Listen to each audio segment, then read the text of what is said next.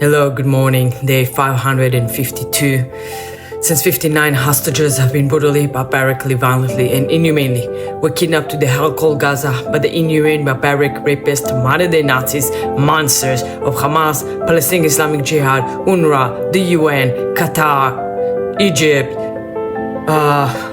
Red Cross, just regularly ordinary civilians. We are here every morning to demand from these inhumane, barbaric, rapist, modern-day Nazis, monsters, to surrender and let all of the 59 hostages go immediately, at once, in one phase, in one bus. All of them together, no one is left behind, and Israel should give up nothing. I forgot to add, of course, all led by Iran.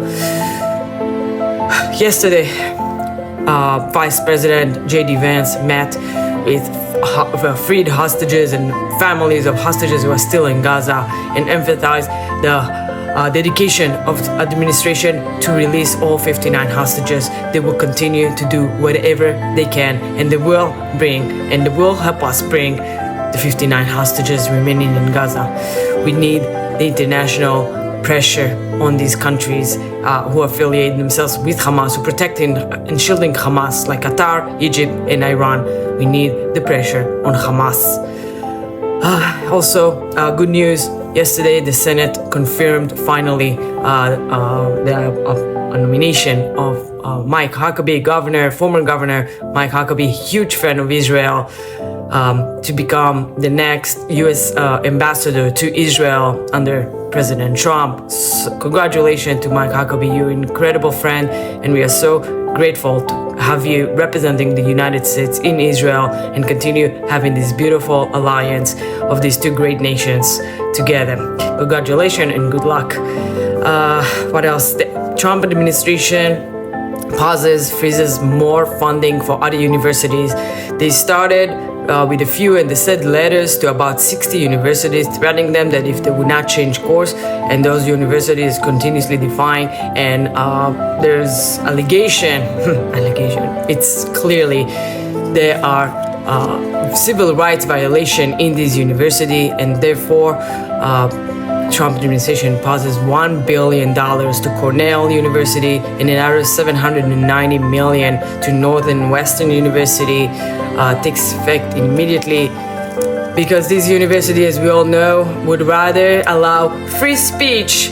Under the guise of free speech, they will allow students to harass and discriminate against Jewish people, and this is illegal. It's unconstitutional, and now finally these universities are being held accountable. Safe space for Jewish student is just part of the Constitution. It's not about Jewish. You're not allowed to discriminate. You're not allowed to treat a specific class of citizen differently just because of their race, religion, and whatnot. What else? The Department of Homeland Security also issuing new guidelines for the immigration services, the USCIS, that from now on, when applicants want to receive student visa or other kind of visa or green card and things of that sort, want to immigrate to the United States, the officers will investigate their activity online and look specifically for anti-Semitic behavior and support for Hamas, Hezbollah, Palestinian Islamic Jihad, and the Houthis. If any of this will come up, obviously those visas are going to be denied. You're not allowed in the US if you support terrorists. If you support terrorists who continuously chanting death to America and death to Israel, you're not welcome. And those who are here already on student visa and green card and are actively supporting those terrorist organizations are already on the way to get the kick, to get the way out of here. Great job of the administration.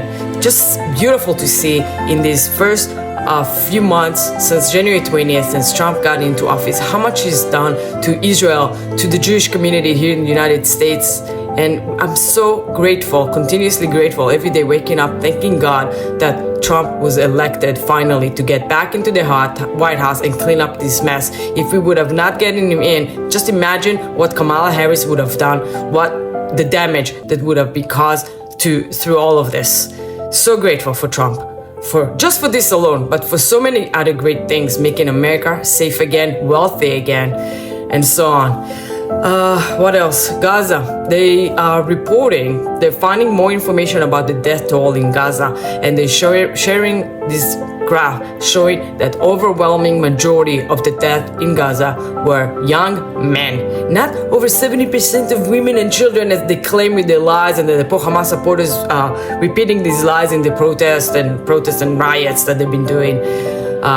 Even talking points of news medias, big news medias like the New York Times, the Washington Post, that continuously repeating these lies that coming out from Hamas. The IDF has been targeted, the terrorists. Also, the names themselves have been removed, and just to show you that they'll be continuously lying. Also, as we're sharing that the terrorists are being targeted, the IDF was able to eliminate the terrorist who was leading freed hostage Eli Sharabi on stage.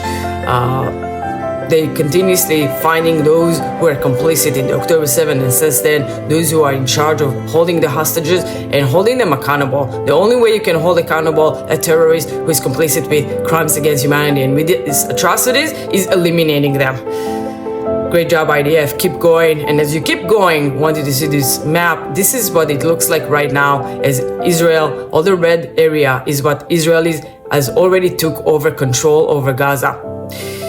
Since the ceasefires, before the ceasefire, there were some areas, and now since the resume of the war, since the ceasefire ended, because Hamas will not release the hostages, we are taking territory. The area in blue, this is Rafah, this is next. If Hamas will not release our hostages, Israel is taking more. They will take Rafah, and we will hold this as long as Hamas is still in power and have arms, and the hostages are still there. Release the hostages, surrender, and then you can have your fucking Gaza back. But not really, because we actually continue with the plan, and the Gazans will leave.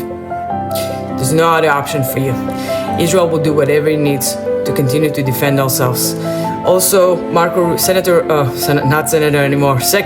Marco Rubio, Secretary of State Marco Rubio met in Saudi Arabia, and they discussed the ceasefire in Gaza and how, with the help of the Saudis, how we're going to ensure that the future Gaza will not have any Hamas in it. That's the only path forward. We will clear out Gaza from any terrorism for a chance for peace. This is what we want. We want to live. We don't want more land. We don't need more land. We're good with Israel, but we want to live. This is why we came back home, because we want to live. And we will do so. We will remain living in a homeland Israel, from the Jordan River throughout Judea and Samaria to the Mediterranean Sea for eternity. And we will remain the immortal nation that we are. Am Israel Chai forever.